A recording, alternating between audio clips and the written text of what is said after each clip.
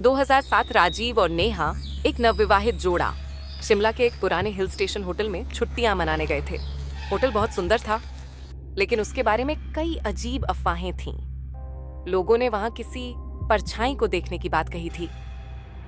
पहली रात जब नेहा बिस्तर पर लेटी, उसे लगा कि कोई उसे देख रहा है। उसने सोचा कि यहाँ उसका भ्रम होगा, लेकिन तभी दरवाजे पर हल्की सी दस्तक हुई। राजीव ने दरवाजा खोला। बाहर कोई नहीं था।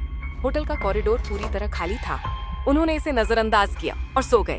लेकिन रात के करीब 3 बजे नेहा की नींद खुली और उसने देखा कि कोई लंबी काली परछाई उनके बेडरूम के कोने में खड़ी थी। उसका दिल जोर से धड़कने लगा। राजीव, उसने धीरे से पुकारा। लेकिन जैसे ही राजीव उठा, परछाई गायब हो गई। होटल की सच्चाई अगले दिन नेहा ने रिसेप्शनिस्ट से इस बारे में पूछा।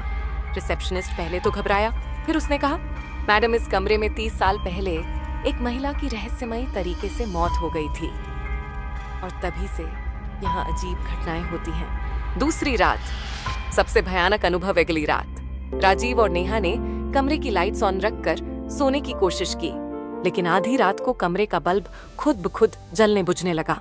नेहा ने मोबाइल टॉर्च किया और तब उसने जो देखा, उससे उसकी चीख निकल गई। आईने में वही काली परछाई खड़ी थी, लेकिन कमरे में कोई नहीं था। राजीव ने झट से आईने की तरफ देखा, लेकिन अब कुछ भी नहीं था। अचानक दरवाजा खुद ब खुद जोर से बंद हो गया। अब दोनों को समझ में आ गया था कि यह कोई साधारण चीज नहीं थी। उन्होंने रात के 3 बजे ही होटल छोड़ने का फैसला किया। जैसे ही वे बाहर जाने लगे, उन्हें लगा कोई उन्हें पीछे से देख रहा है।